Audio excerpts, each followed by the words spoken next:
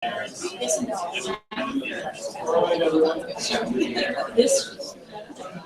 You guys hear me?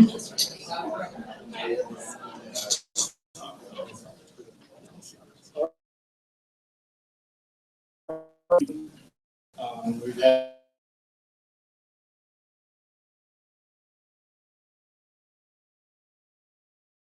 platform for young professionals to have conversations, get together, and really talk about things that mean a lot to all of us. So each and every one of you are part of a huge statewide initiative. There's about over 150 events happening around the state of Wisconsin right now. Have conversations, get together, and talk about things that mean a lot to all of us. This is also live streamed, so there's people that can try and promote this all in the state. So we're trying to do that for a lot of our events, and so far it's worked out pretty well. So appreciate everyone being here. So my name is Davis. I'm an architect with Angus-Young Associates. I'm also the president of Connect Madison in this event.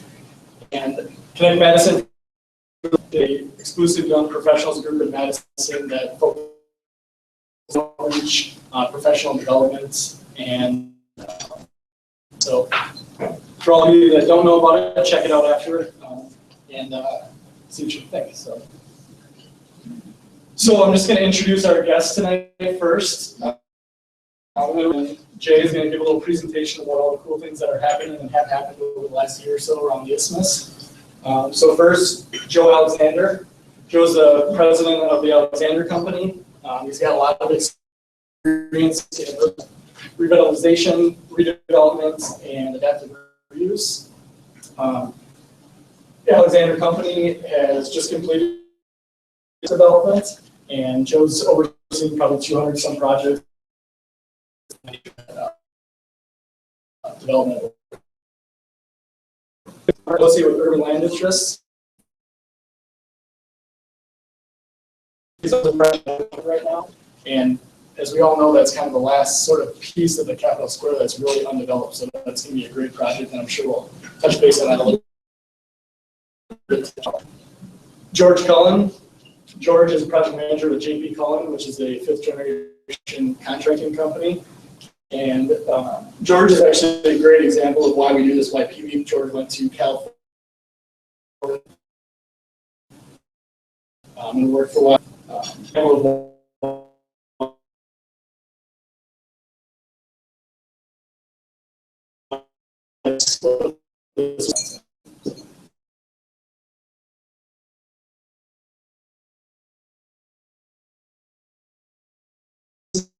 And has been focused on the financing, sale, redevelopment of over 2 miles around Madison, Illinois. And Chris Richards. Chris is the vice president of brokerage at Newmark, Grubb, Gialamas. All the world at different levels, and has done lots of different deals in downtown Madison, Dragonfly Hot Yoga, Estrayon, East Street, and a few other ones around. So happy to have everyone here. And lastly, Jay Wendt. Jay is the principal city planner with City of Madison. Jay kind of acts, and his team acts as a liaison between the development world and the City of Madison, and sort of helps manage that private public relationship. And Jay is going to give a little presentation today, show us about some of the projects that have happened on the Isthmus, some that are in design or construction, and some that are going to be future. So I guess without further ado, I'll turn it over to Jay. All right. Hello, everyone. Good morning. Just thank forward here. Again, my name is Jay Wendt. I'm with the City of Madison. Like Jeff said, we basically, me and my staff are the liaison between pretty much the Plan Commission, Urban Design Commission, all these things, entitlement work that's going through the city. So we're kind of one of your first points of contact and help guide through that process in terms of neighborhood outreach, the whole process, if you will. I've got a bunch of slides here, so I'm just going to kind of rip through these things so we can keep on schedule. So basically the way this project, this slideshow is set up is usually I do this and it's citywide. So it's about 12 to 18 months of time span, kind of starting from now, dating back. I've pared this down to just be projects on the Isthmus for the most part. And we kind of run through it as projects that are complete, projects that are under construction, ones that are currently in process, are currently approved, and then other ones that are in process, kind of pipeline, if you will. Some of the complete projects. Obviously, we've got the hub on State Street. So it's a 29,000 square feet of commercial space and 329 residential units. Obviously, a big new component to the State Street frontage, if you will. 305 West Johnson Street, which is the Ovation. So Hubby Properties did this. This is 60,000 square feet of retail and office and 250 residential units. So again, just up a little bit. State Street up by the Overture, if you will. Right next door to that, just a little bit down Johnson, is 415 West Johnson Domain. So Fiduciary did this one. It's a 12-story, 319-unit apartment building. Then over 626 Langdon, so other side of the Isthmus, if you will, and other end of State Street. So kind of the building kind of on the right side there. This is the Roundhouse, which is kind of an iconic, 1950s, 60s building along Langdon, and they did an addition to it. Kind of a tough one on this one, where the floor-to-floor heights were really strange and low, so they had to work out a new building to really make that work. But that's was 119 additional units on Langdon. 330 South Bedford. Findorf Yards, so one of ULI's projects, just along the bend over here on the west side of the Isthmus. That's 26,000 square feet additional office. That's touching on Findorf, actually, which is off the slide here, and then an additional 80-unit apartment building, and that's right on the bike path over there. 306 West Main, so 176-unit apartment building, so it's kind of completing out Alexander's project, kind of on the top of the hill, if you will, on Main Street. 504 West Main Street, a couple blocks down the hill. Just a nice small little project that Keller did. It's got 3,200 square feet of retail on the ground floor with 18 residential units above. Nice kind of bookend, if you will. There was an older building that was done a few years back. So nice little scale, kind of neighborhood scale retail. Some of the projects that are currently under construction. Obviously, there's ULI's project up here. Mark knows this one well. It's an additional 4,700 square feet, or 47,000 square feet on the backside, kind of, if you will, where they peeled off the facade. It's going to have 7,500 square feet of commercial space, 96 units, and then 5,500 underground parking spaces. So basically, what they're, the big dig, if you will, is the whole parking structure down below grade, and then all of the additional square footage will come up above grade. So really tucking some needed parking in the downtown area. Just kind of the other side of the corner from that is the Mullins Group is renovating the Park Hotel. And so we're finally losing the cheese head on the square, which is great. So I'm so glad that's going away. But literally, the facade's really going to amp it up a bit on that, a nice kind of historic context, if you will. Les Orr's project, this is kind of Johnson Bend, so 425 West Johnson, so kind of as you're coming, just about heading up the hill. There's 2,100 square feet of retail, 160 units. Interesting project. This is going to be one of the first automated parking structures in the city of Madison. So basically, kind of on the right side of the screen, right over here, you pull your car in, takes it away, goes and parks it. Basically, they were really pinched for parking, and so that automated solution is what really made this project viable. So I would say these presentations, it's how long will it be till some guy sends his drunk buddy down? I don't know. We'll see. 202 East Washington, so other side of the square, AC Hotel, 164 key hotel. This is one of those that it was a long process to really get through. Back behind it is the Lamp House, which is a historic Frank Lloyd Wright property.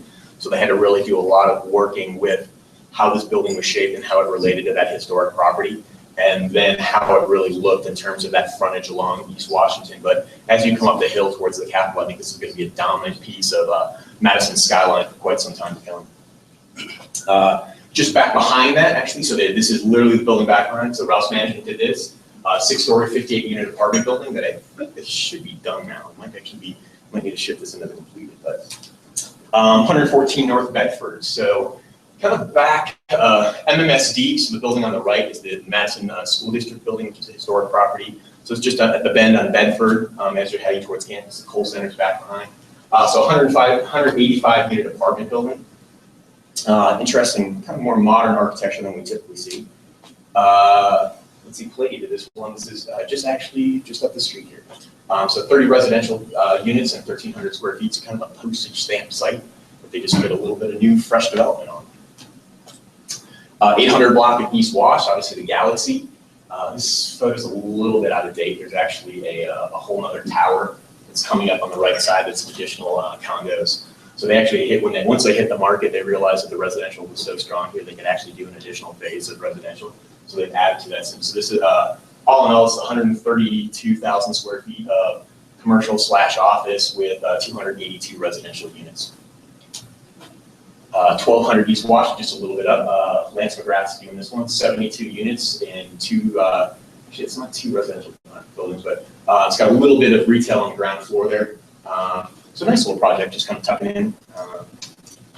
Other end of town, so this is just a little bit off the Isthmus, if you will, but where West Wash tees into Park Street. This is kind of actually one of the more dominant pieces over there. So it's a mixed-use building of 6,500 square feet and 40 residential units.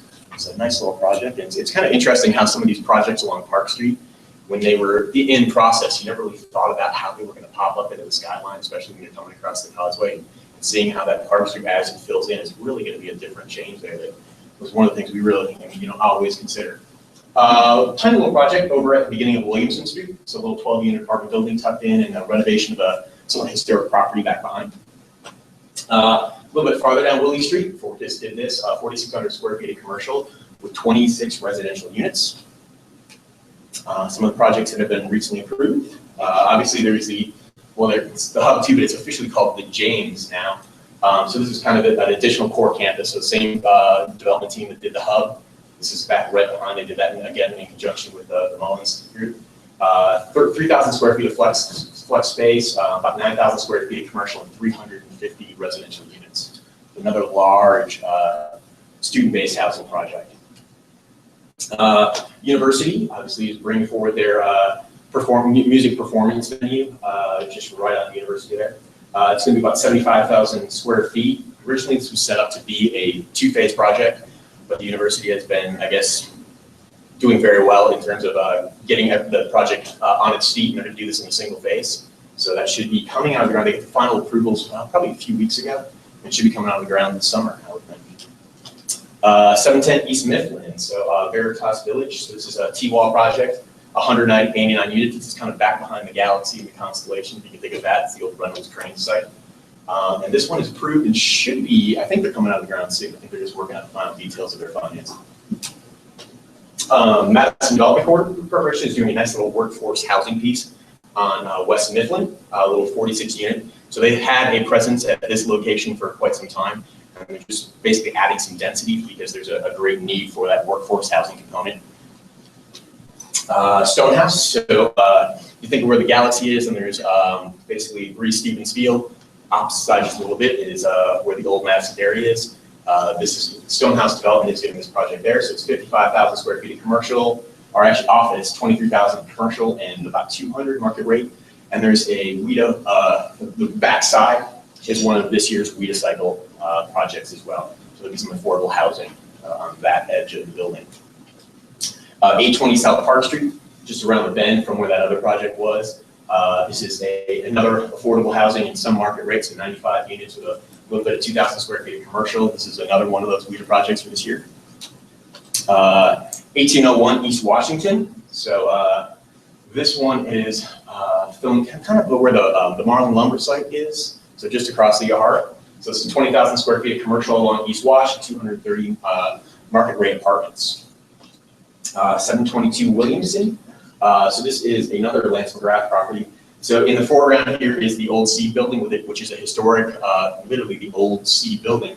They're going to renovate that in loft style apartments with residential or retail on the ground floor, and then some about 120 or so residential units back on the bike path. So nice project that actually just got approved last week. Current project. So another ULI project, a 4-story apartment building with 88 units. This is over on 222 Bedford. So nice project filling in there. It's a tough site because one of the hardest things in land development is working with a triangle. I don't think you can get more perfect of a triangle than that. So it's ULI's really work to try to get their efficiency on this site. 400 West Washington, just up a little bit from here, an 86 unit apartment building. So another student housing. And some of the pipeline projects. Obviously, there's 800 Southeast Washington. So this is the finishing out what is the Don Miller site of the city's holding on the south side of the street from the Galaxy and the Constellation. So Gebhardt Development's doing this one as well. It should be 154,000 square feet of office, 16,000 commercial, 35,000 square foot performing center, and there 6,000 square foot culinary center as well. So this project is still trying to work out its parking. I think probably when we talk about some of the public-private partnership, that might be part of it, because we're trying to figure out exactly how this district is going to stay successful with meeting the parking needs of what everybody has, especially when we get into office. So, this size and scale. King Street Hotel, this one's kind of hanging out there. There's a little kind of postage stamp parking lot. It's on one of the corners, just across from the Great Dane. And some of the local owners around this have been trying to get this off the ground for a bit. And we'll see if they can pull it off. Some of the development totals, again, this is not just what you see, but when the overall presentation, which is kind of the highlight reel, if you will, we pulled together some of these numbers. So you see some of the residential numbers. We're at about 5,800 residential units in the last 12 to 18 months. 830,000 square feet of retail / office, straight up office. I'm not sure exactly how we broke this out, so I think those two are kind of mixed together, so I'd probably take one as being more true. 250 hotel rooms, and then one of the things that isn't in this book, but we've seen a lot of that we haven't seen for quite some time, is almost 1,300 single-family lots. So obviously seeing that single-family market come back in is an interesting piece of the last year. So that is all I got. All right. That was the abridged version.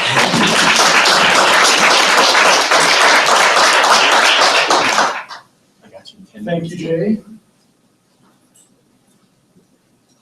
And just a couple things, you guys feel free to get up and go grab water, coffee, muffins, or whatever's back there, and take pictures. You do use the YP Week hashtag and help promote the whole week. So just to get started, I guess, as we kind of see by that presentation, there's a lot of multifamily developments, and that's one of the things we're going to touch base on today is about how sustainable it is and what the demand is and how we meet that and how we continue to develop, and then maybe where the next wave of development comes. So, but as we kind of mentioned first, we're going to talk a little bit about the public-private relationship and how some projects can develop, and specifically when Jay talked about parking, is there a way that public can do a parking lot that helps, helps a developer in meeting their parking demands, or how those relationships work? And a lot of times they're complicated, a lot of times they don't work, but there are some ways that they can. So we're going to talk about that, and that's kind of where I want to go first.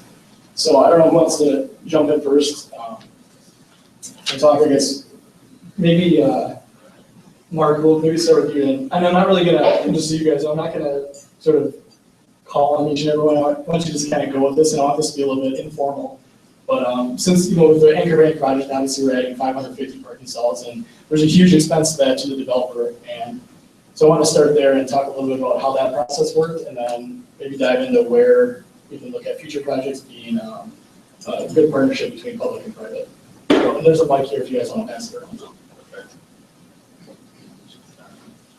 Does it work? Okay. So yeah, I think from our perspective as downtown developer, parking is really the linchpin of any development and securing the long-term value of any development. Because for office users in downtown, if you can't adequately park it, it poses a whole host of issues. It also creates problems in terms of traffic congestion, people not being able to come downtown for events. So I think parking is really a key that both private developers and the city have been trying to figure out.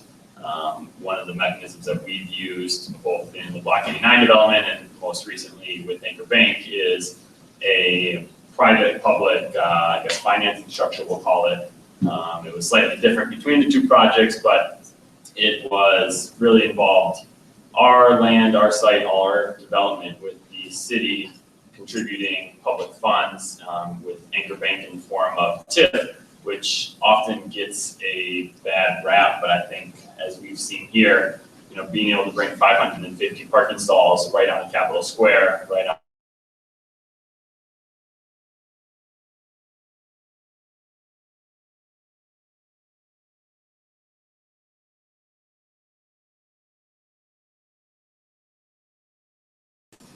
concerts on the square, farmers market. That sort of parking resource that's open to the public is really vital. So I think it's figuring out the developers and can work to create more of that sort of resource. And I'll add to that where it's not just the if you will. I mean, the city has a vision for the entire Cap East district, and we realize right now the long-term vision of alternate form of transportation, but we're not there, and we don't know how we're wanting to do that. So private property to be able to make whether it's man's right, but still have that little more. How do we set up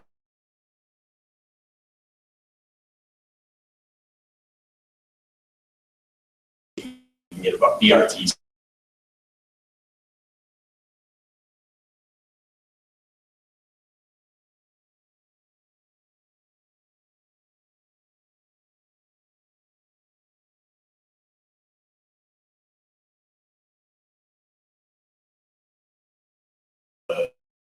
Road by 2020.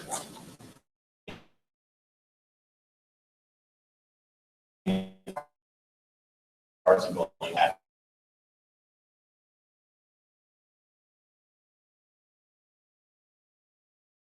We have to say about how long term that public side of things and private side of things, how we can work that finance to really make that successful.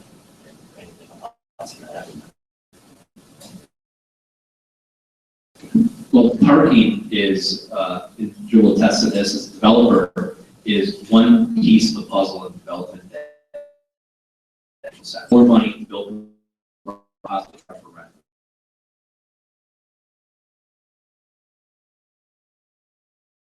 Financially moving down. So in order to get a project approved or get a project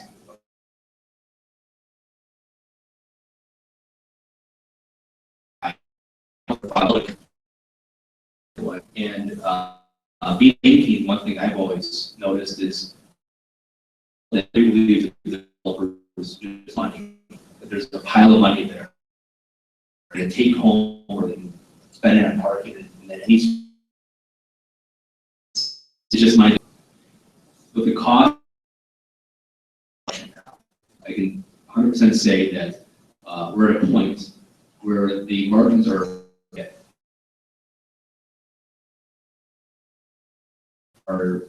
being pressured from the regulators to be a little more strict in underwriting developments.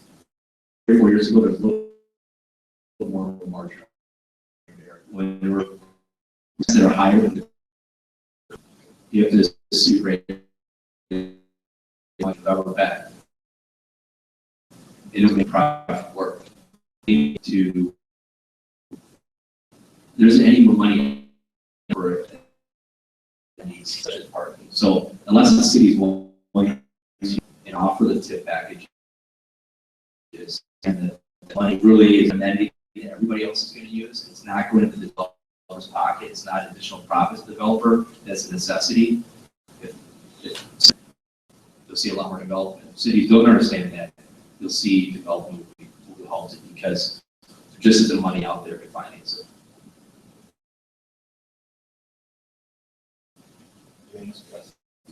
Yeah. I would say, everything is correct. Still matter. Several years ago, I sat on the city's sustainability committee, and one of our baby boomer members, the city put in to charge people to drive their car downtown.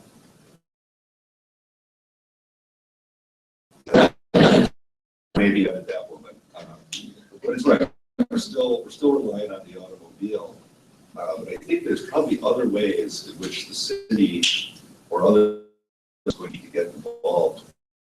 Hopefully, know that we can for downtown living. The city, of course, we just supported what's called workforce housing, and that targets folks making 40. The bigger problem is that all of these new apartments Bob just spoke about are being underwritten at and they're $1,500, $1,600, $1,700 a month. You can't find, unless you want a place to live on your own, for $1,000. It doesn't exist in the market. Nothing's being built to serve that. And so there's a gap between what the private market will drive. What you hear from public officials is we don't need to help close that gap because everybody can get a bank loan right now. But the structure of those bank loans, cost of construction, cost of land, means we can't build something that a huge segment of growing downtown population can afford. So I think that's probably the next big challenge we have to get clever about. There's kind of two. One, we touched on as Bob mentioned, construction costs right now are kind of at the highest they've been in a really long time.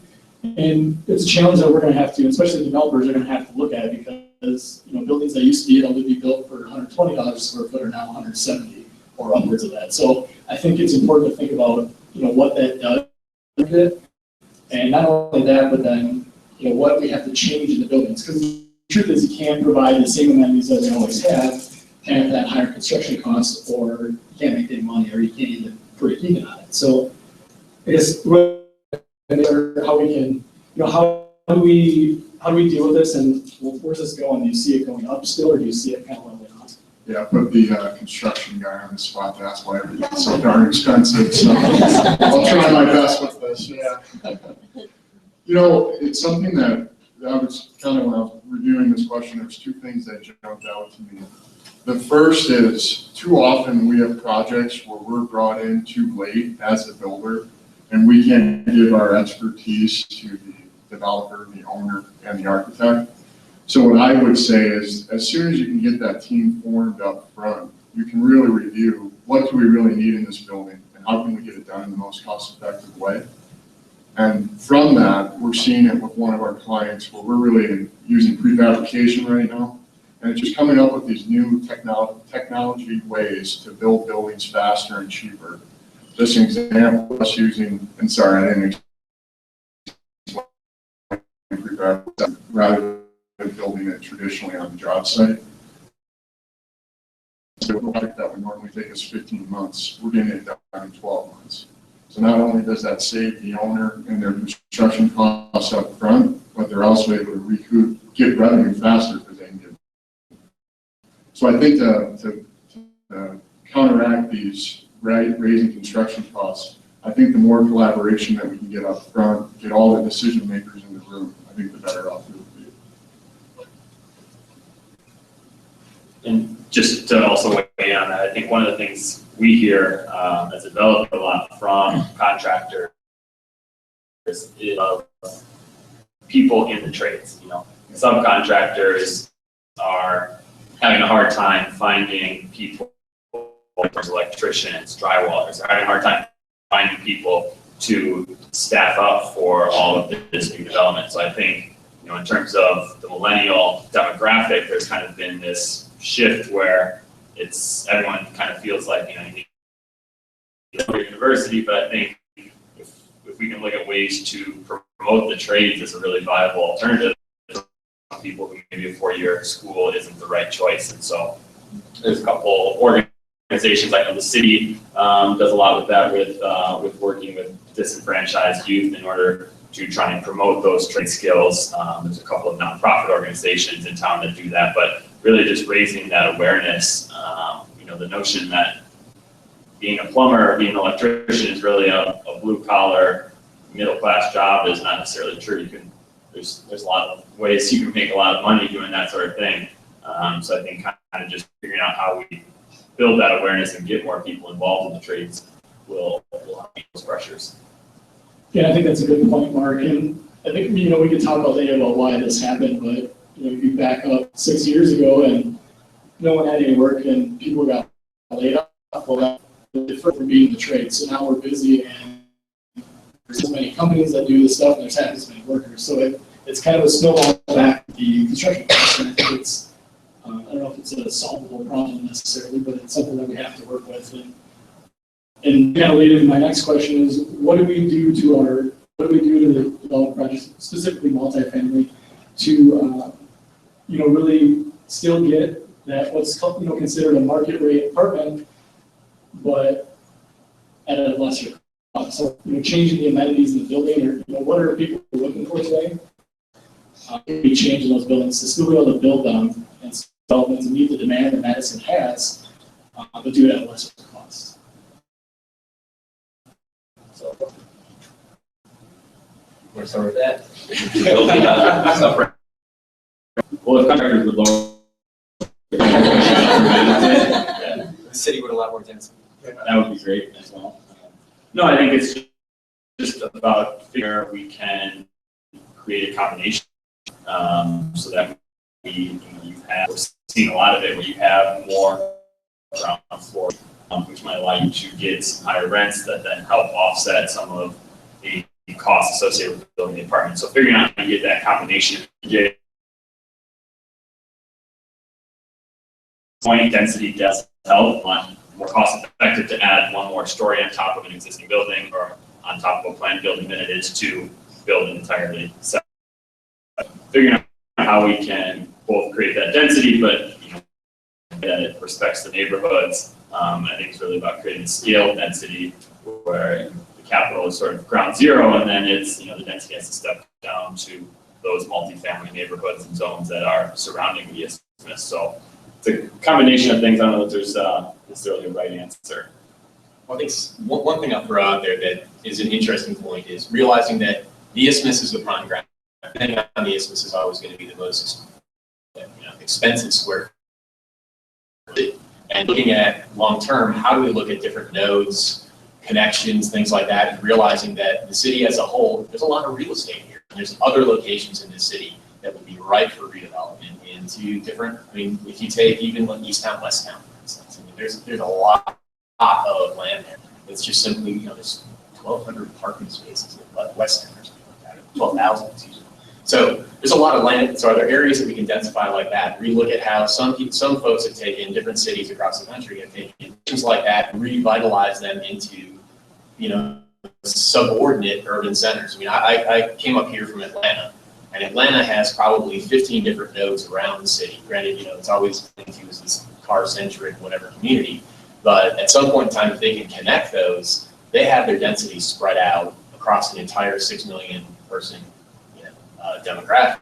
So we're seeing things on like the far east side where some of our multifamily developers are building what are considered market rate apartments, but at that location, they're able to charge something like 80% AMI. So looking at just because it's on the edge, how can we use our edges effectively? We have neighborhood plans in place, we have good ideas in place, but how do we connect those and make it so we're not placing large pockets of density in areas that are completely isolated, that we're looking at connecting them long term. It's not just the Isthmus, we look at the city as a whole, and how do we grow the city and utilize our resources in the most effective manner long term. When I think one of the things developers can do with some of this mixed use stuff with the commercial on the first floor and apartments above is be patient and focused enough to get amenity retailers as opposed to using amenity space within their projects. Getting a Dragonfly or a breakfast place versus having a gym within the facility or a coffee area or something like that can be revenue generating space, but also amenity space for the residential tenants. That's a good point, Chris. And that kind of leads me into my sort of next question that I wanted to ask Chris is, what do developers, as a broker, what do the tenants want to see in those developments that they're seeing at this point? What can developers do to make sure that their spaces aren't sitting empty? I think what most folks want that are living in some of these apartments are places that they can walk to, that they can enjoy after work. So a place where they can grab a drink or a place to grab a quick a cup of coffee early in the morning. And so even on the East Washington corridor, what you saw a festival for amenity, certainly for the Galaxy, but really all of the apartment complexes around that area. And so it's not necessarily project specific, but if it's in and around you and it's walkable, and professionals want the ability to go grab a drink and meet up with other people that are similar to them, and if you can attract those tenants, I think it will be in good shape. Okay, that's great. That's a good point too. And I think that, as a development, if you can, like Chris said, be patient, which is probably the hardest part, because when you get the building up, you want something in there immediately, because that's that space, and it's just costing you money at that point. So I think there is some challenges with that, obviously, on filling that and being patient on the right tenant. And when it works out, it's obviously better for the apartments and the people that are living in that space. So my next question, I guess, is we'll go to Bob a little bit, just for a second here, on how long do you foresee the bank's lending to this so low vacancy rate right now in Madison, but obviously at some point this is going to cap, at least we have to assume that is. And how long are the banks going to continue to lend, and what challenges do you foresee? Well, we're already starting to see some larger banks slow down and lending multifamily.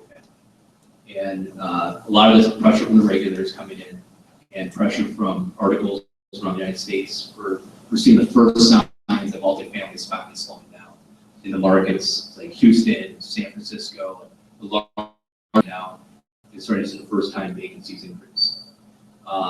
So that's caused some banks to step back a little bit, number one. Number two, banks have buckets of money they can lend out, and they don't want to be overexposed in any one bucket. So you're seeing a lot of banks that are seeing a multifamily bucket get pretty large. So the last 5 or 6 years, the majority of lending's out there, it's always been multifamily. So if people are lending money out, it's multifamily is the place to go. So you're going to see fewer banks that are interested in multifamily, number one. Number two, you're going to see underwriting get a little more strict. You're seeing a lot of banks that are switching from 80% loan to value to 75% loan to value. And that's a pretty huge thing to develop. Developing cash return. So the less cash we put into a project, the larger the return is on the money. They leverage it up. We're now requiring developers put more money into projects, which lowers their returns. So how long will banks be involved? I think you probably always find banks that are involved in multifamily until you start seeing a bubble pop. But the thing about a bubble is nobody knows it pops until after it happens. So it's really hard to determine and predict when it's going to pop. And so you always will find banks that are going to be involved in lending to it until you start seeing the first signs of vacancies increasing significantly. Some projects are to fail, and then you'll see the fossil quickly turn on.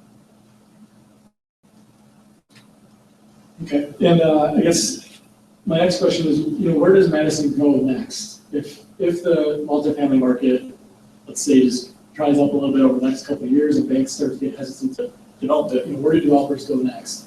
Is it back to spec office? We haven't seen spec office in a while, and is that the next step, or what do we do next as a development? You go to Scope. It's a nice community thing, grocery store.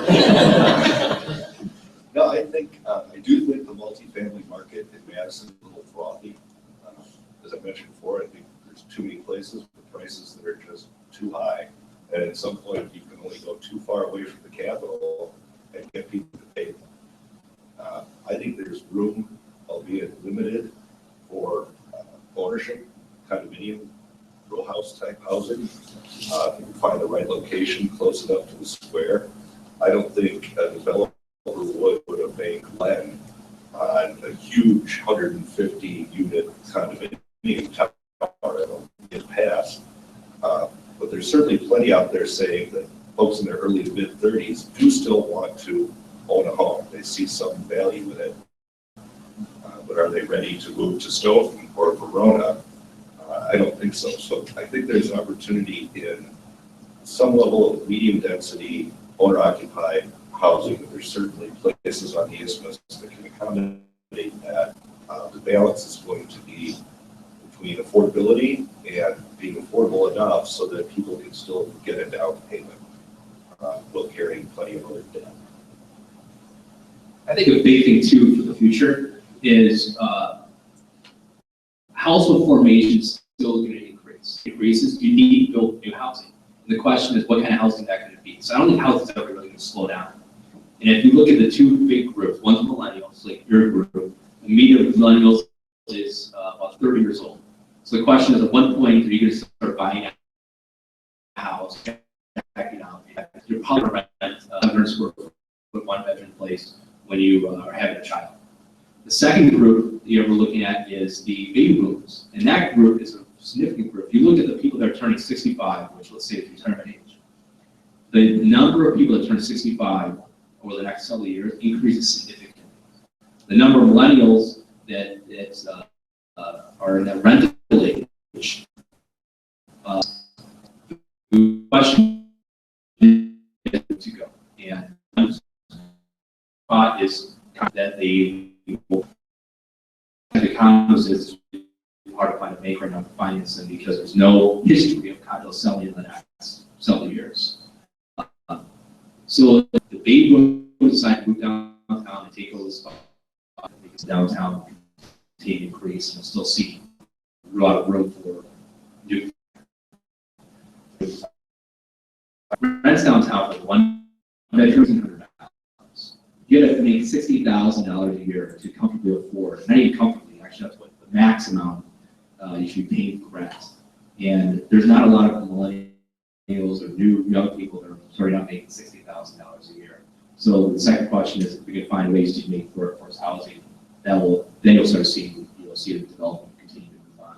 But single family housing with millennials, that'll probably increase in the near future, and then we're going to put the baby boomers, senior housing, or moving them downtown before they get to senior housing.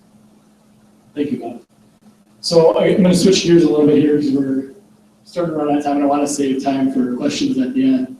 And I'll ask this to all of you, but what do you think Madison or the Isthmus specifically needs to keep people downtown and make sure that the millennial generation is not, or when they leave their apartment or decide to, that they don't move out to the suburbs and we all of a sudden see this swing of downtown where it starts to not have as many people. And whether or not that actually is going to happen, I don't know, but the question would be, what can we do downtown from a development standpoint, from a tenant maybe that we need to really retain these people? Because the whole IBB thing is all about retaining local talent, and that's what Madison does this for. So what can we do on the Isthmus specifically that might help some of these people stay downtown in the future?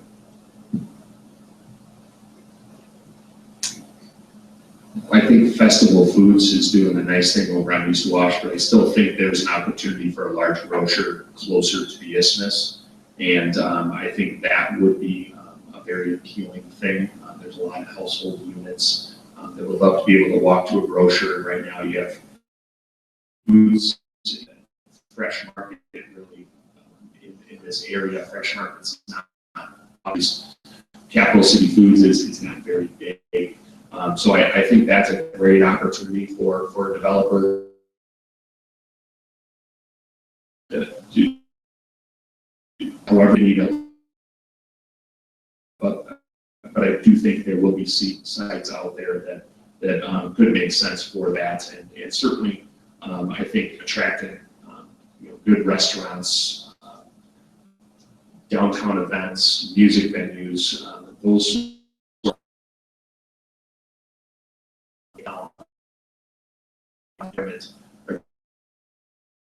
Move forward, and certainly with some of the things that Mayor Simon's come out with in terms of trying to slow down the growth of our restaurants on State Street. I wonder a bit if that's a bit counteractive to what I see as important to the downtown area. I'll probably two. I think Joe hit it. One is affordability. Is if we, start going the path of, the Vancouvers, the San Franciscos, the Portlands, in terms of our downtown just pricing a majority of folks out of that market, and that's problematic to young people. So if we really want to retain our talent that's coming out of UW or moving here for other reasons, be it the ethics of the world or whatever it might be, that's one piece. We have to have housing downtown in the cool, fun spot that everybody wants to hang out. The other piece is that piece of ownership. A lot of folks can't necessarily get themselves into single family homes Again, that's related to price point. So Madison really doesn't have any townhome or row home developers. I mean, that's one piece of the market that doesn't exist here. So, and some of the surveys, Matt Walker with the city had done a survey of a lot of young folks, and that was one of the predominant product types that young people would be looking for, is that townhouse, row house, but nobody does it. So, so maybe fostering capital we need to bring in order to do that. But that might be, I think, affordability and product selection.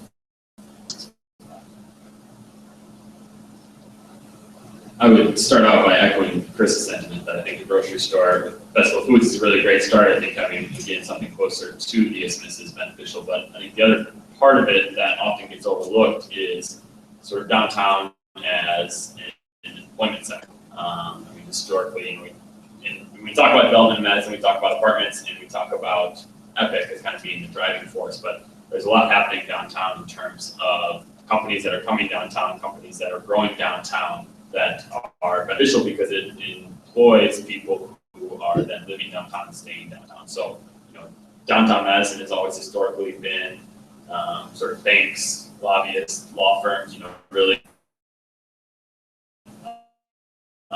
focused on state government capital. But I think it's this new wave of companies, whether it be Avoto or Eat Street or Zendesk, who's growing. You know, these companies are employing more of the millennial generation, figuring out how to supply enough office space. It allows these companies to grow, to shrink, to ebb and flow, and move downtown. I think is going to be beneficial to creating that sort of vibrancy and that diversity of uses that's really going to help Madison maintain its growth over the long term. Yeah, that's a great point.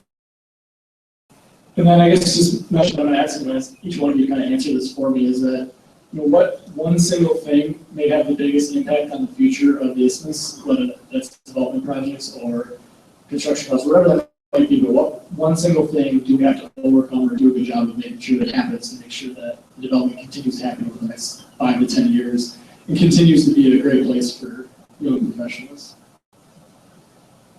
I can go first. Okay. I think I said it before. I think it's affordability is the thing that, you know, obviously the mayor's concerned about, and really worrying about affordability. That we're creating a diverse, you know, an equal market, and worrying about the equity. So I'd be worried about the affordability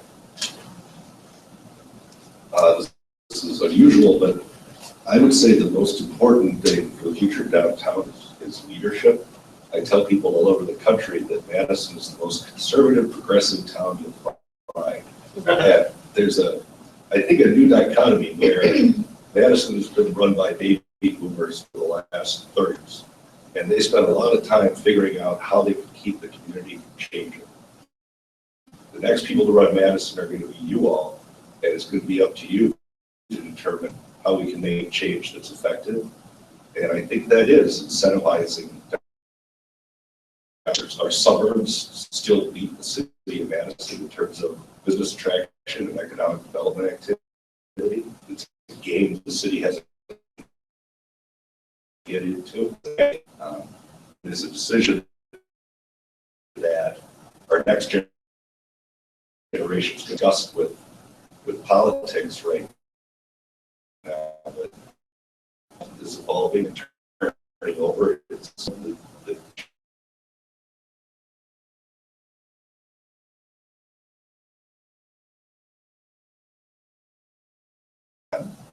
what initiative can you bring? It's understanding what the that's coming to the community and not trying to stop changing and keep things the way they were, but try to make it. So I tended to look at this one a little bit more. I agreed with Mark's point completely. There's such a need to have great businesses in downtown Madison. So I think people want to live where I echo a lot of people's sentiments. Being able to walk to my job would be the dream scenario. And I think one of the biggest drivers of getting these great businesses in Madison is the University of Wisconsin. So I think the more we can continue to invest and make sure University of Wisconsin is a great place. You think of all these businesses, one of them, the big one in Verona, Epic, got its start from somebody who went from Madison and then decided to stay here locally. So I think the more we can continue to invest in the University of Wisconsin and make sure it's fostering smart, talented people who want to stay here, I think that's very important. So my answer is nowhere near as thoughtful as the rest of yours. But I think the biggest, the single biggest thing that will have an impact on future development is Epic.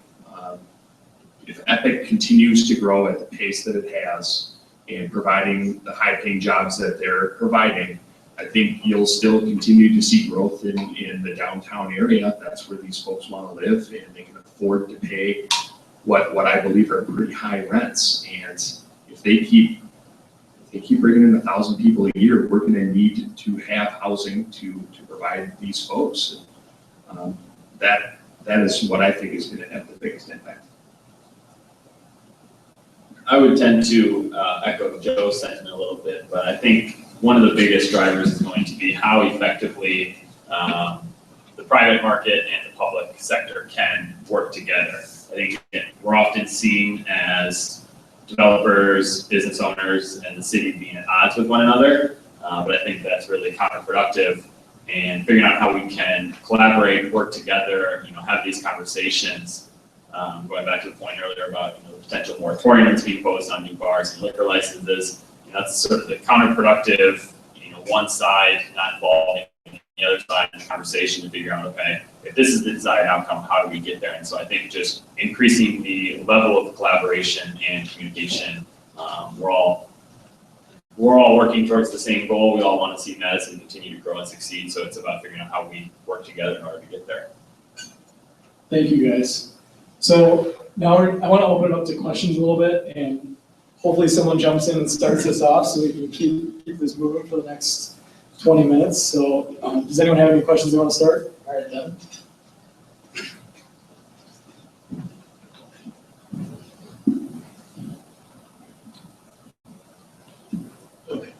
So my question, it was actually an article posted on the Connect page this morning, and it was about, you mentioned the kind of millennials want to live in the kind of cooler and hipper places, and so from a marketing standpoint, I was seeing that some of the newer housing developments and buildings were trying to come up with sort of catchier names.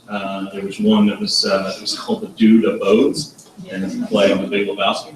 So, is that really important? I mean, is that something as it becomes more and more of a buyer's market where it's like, well, if we don't have a cool, sort of club on the roof, or if we don't have something like that, millennials aren't going to want to live here, or is it something where it's just the options are still so limited, you take what you can get, regardless of price or how fun it is where you live? Who wants to I'll start off being an apartment developer. I think the naming is more of a gimmick. I think it's catchy, it's attract attention, but I do think Madison is shifting now where there is much more competition in terms of the multifamily apartment market. And I think that's good for Madison because we're seeing developers become more sophisticated in terms of paying attention to design, paying attention to the details. Obviously, location is going to be a big driver, but also just creating those multifaceted uses, whether it be a place to grab coffee in the building, outdoor space, that sort of environment where there's a mixture of uses creates that lifestyle that I think we're seeing millennials wanting. So it's having a factor of things as opposed to just the nicest or the biggest unit. You've got to create those other intangibles that connect with them. Anyone else want to speak to that? I had a quick question though for the audience. Who here lives downtown right now? About a little less than half. Who would live downtown if it was less expensive? A lot of people. And then who lives downtown now? Okay.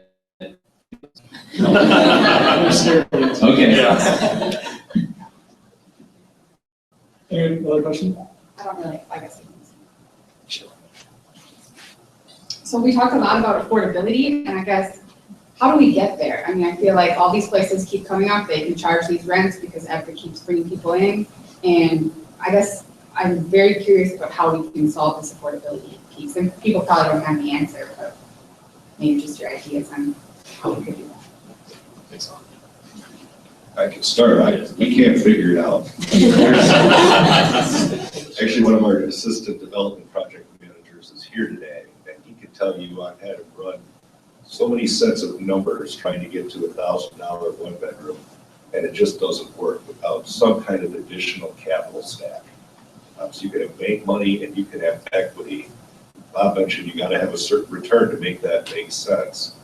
And so this is where the public sector, or particular employers even, can help fill that gap. And I know that one of the controversial things, for instance, if I went to the city and said, I want to build apartments to be in the middle of the market for affordability, but I can't do it. There will be a public outcry, keep winners and losers amongst developers.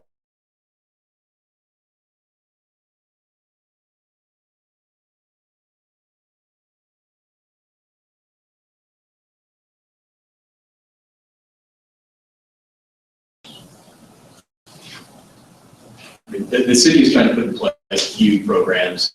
I mean, it's essentially they're all based on the WIDA tax credit program, where the city has gotten involved, where if the city's put forth some dollars to help us, generally we help kick that into get a few more. So from the public side of things, you know,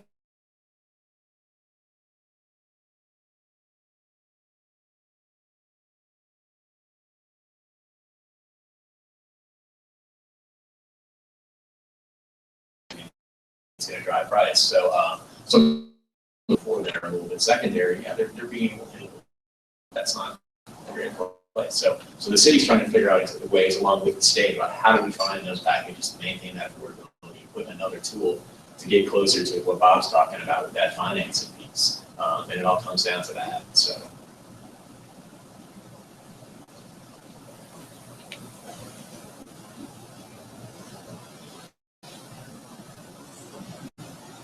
So mine's on a related note. One of you said that one thing that's necessary for Madison to do well in the future is making sure the university is strong. And I know right now a lot of the student housing that's being built is really unaffordable for a lot of students.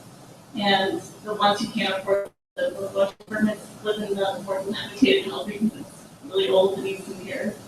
Well, a lot of those are being torn down so that we can build some of these luxury places. So I guess my question is, what is the city doing to ensure that we can still have a diverse group of students at UW to support the future, that they have an affordable place to live?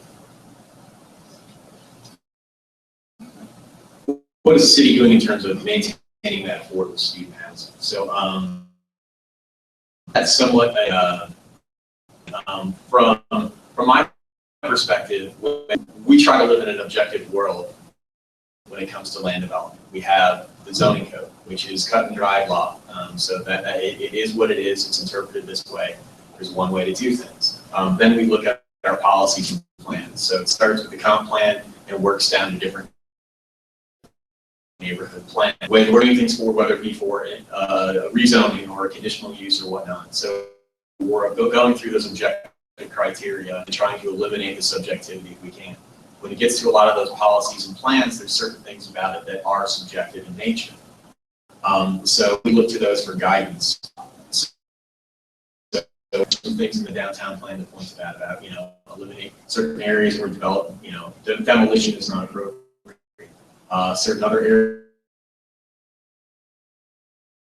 But all in all, from my staff, we need guiding documents to tell us exactly what direction the city wants to go. So what you've hit on a huge policy decision, and that's greater than the staff level can answer. So we look to documents, guides, plans, things like that point us in the right direction with objective criteria that we can give to the plan.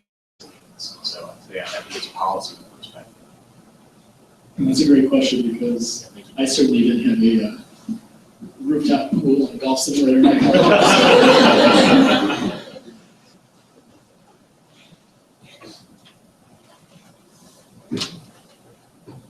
Jay Jay, sorry to make you keep talking, but you might be the best person to answer this for me. So late last year, the city of Madison published the report that said the city could build about 1,000 housing units annually in perpetuity, basically, without having substantial vacancy rate. Tying in that vacancy rate with the ability for the projects that are currently coming online to command the rents that they're performing at.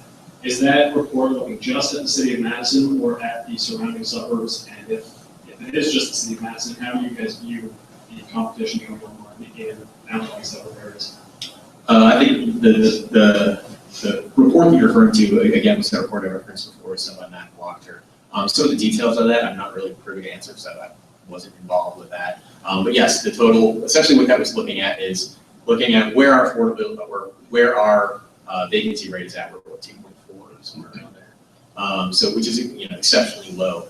And with what we're seeing in terms of absorption over time, I don't think it necessarily looked at what affordability range there was, because obviously a lot of the stuff is coming on the market. We're seeing market rate at that top end, and where does that filter down to hit that affordability? I don't know. I can't answer whether or not that report touched on that range, if you will. So I can't put, but generally what the report said is, yeah, we need to build 1,000 units to maintain the 2.4 or whatever it is vacancy rate that we're at right now. So saying that, yes, we have a healthy market and we have a need. So we have some long range population statistics that are coming at us that we can't change. And I think that report was trying to get at the heart of that. What do we need to keep in terms of supply providing to at least maintain where we're at and hopefully take a dent at it and getting that vacancy rate down a bit so we affect affordability. And that does apply just to city of Madison. Yes, it does. Yes, sorry. Yeah. That's just looking at us. Any other questions? And one of them. Thank you, so it's kind of off the Isthmus, but at Frank Productions and some of the other sort of concert promotion groups had tried for the last few years to get a larger concert venue developed over on East Washington, and the city was sort of not in love with that idea, and the neighborhood association was in love with that idea. Do you guys, one, think that that is a real need, and two, if so, do you think it'll ever happen in the near future? I can try that.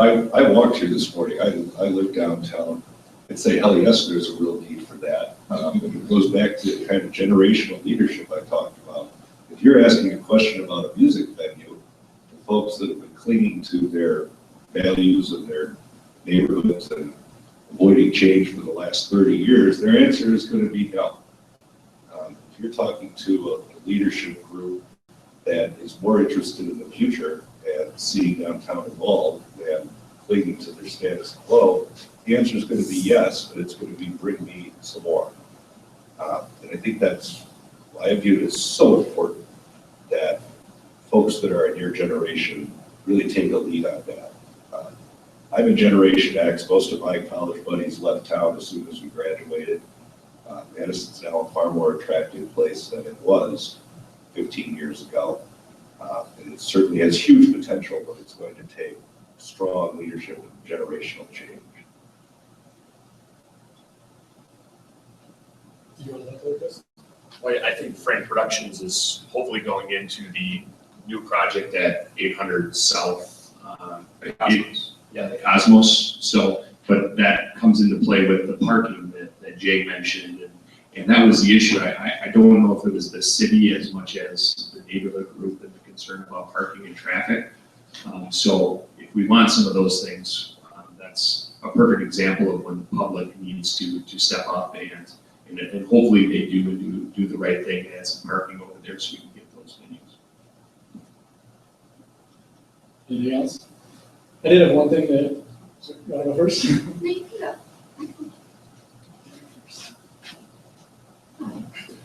So I moved to Madison 3 years ago from New York State. Didn't go to UW. And in my experience being an outsider, it seems like the university takes a much less active role in student housing here than in other cities and towns I've been to, where the university or college is kind of a large part of the area. Do you agree? Because I found there's lots of pockets when I was looking for an apartment where I thought I could afford it until I saw all of the living room furniture on porches and frat boys displaying bodily functions, and it's just not a good fit for me, so I live in Middleton. I wish I could live downtown, but I can't afford it. So yeah, the question was,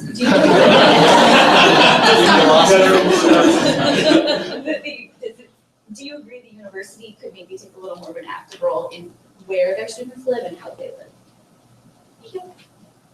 I'm gonna stay away from that. I don't know that I can speak to necessarily specifics, but I think the university is often an overlooked player and stakeholder in terms of Madison and what's happening downtown. Obviously, there, you talk about the biggest landowners, biggest developers in the UW is it far and away. And so I think that they need to have a more active role in the conversation in terms of, when we're working on these neighborhood plans, these downtown plans, how they get involved.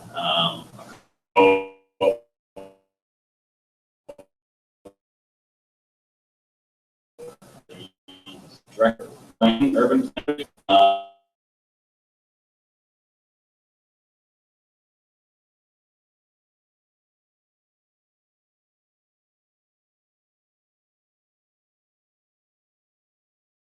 so I think the specifics of how they get involved in housing, mechanically, I'm not going to speak about a bigger role happening downtown and the future of our city. I'll throw in that the university is currently under a master planning effort right now. So they're just similar to the city in the sense that we have a 10-year update to our comp plan. They have a campus. I'm not sure exactly what exactly, but for some part of me, that might be part of the conversation for them is how is that within the campus and on campus and adjacent to it as well. They have some public things and whatnot that they're going through right now, and that they'll be bringing that forward over the course of the year. But that master planning effort might be a way that potentially.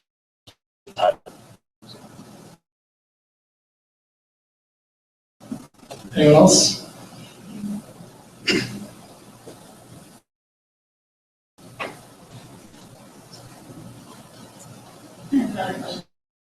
You mentioned earlier,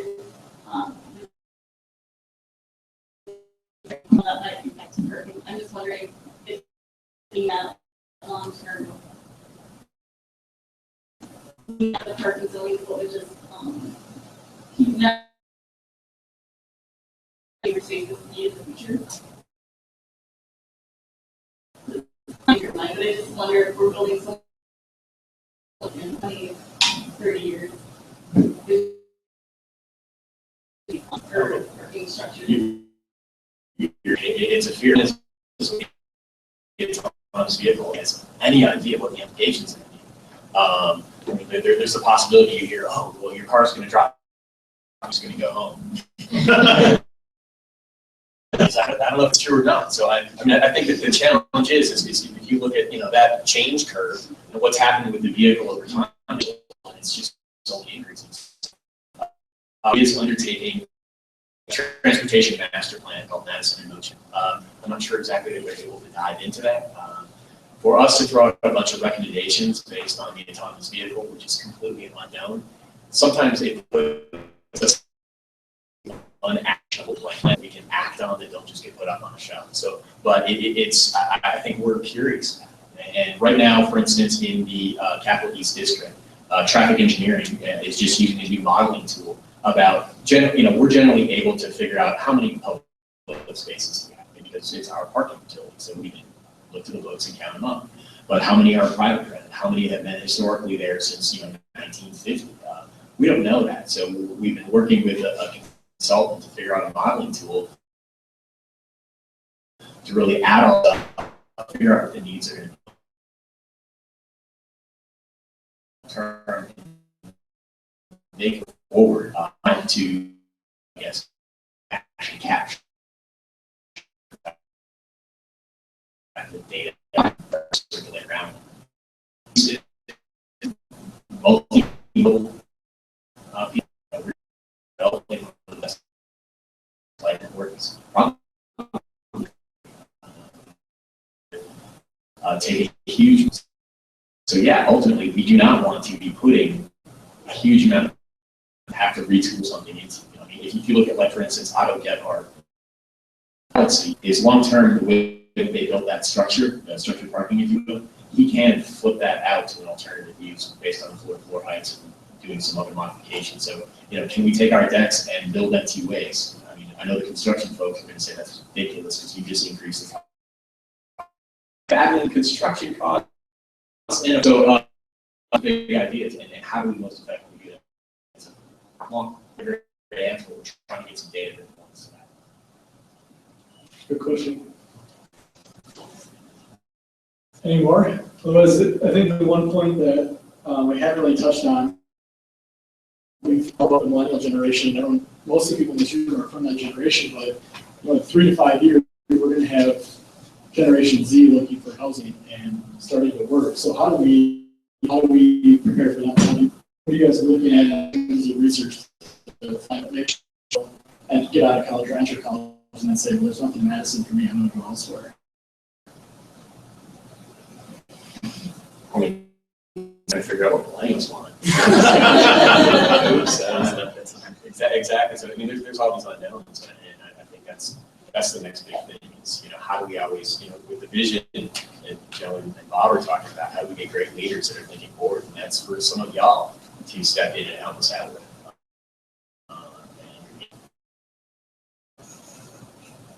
And we'll silent. Well, no one knows what they're going to want at this point. That's the question. But are there any other questions? All right. Well, thank everyone for coming here. Thanks to all our panelists and Jay for doing the presentation. Hopefully, you guys got some good information on this, and it was informative. A couple things. I want to thank the Madison Club for hosting this and doing the time. And I also want to thank True Coffee Roasters who donated all the coffee today. And then a couple things. We have a bunch of events coming up. There's a box which basically, if you've never been to one, it's 12 speakers, and you basically have an opportunity to go to the floor.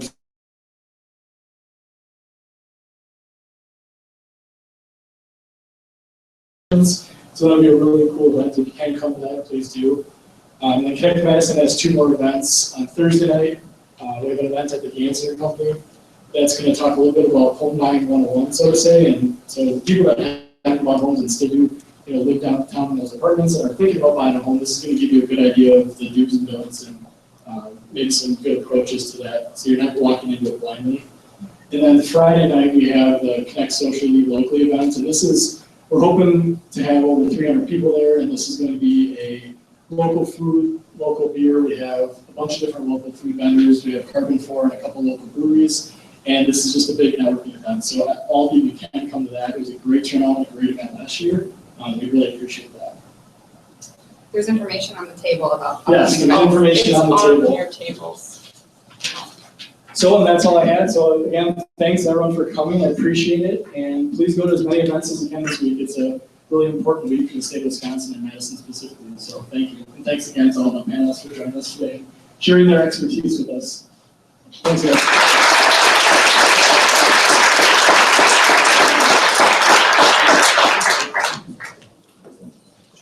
Nice meeting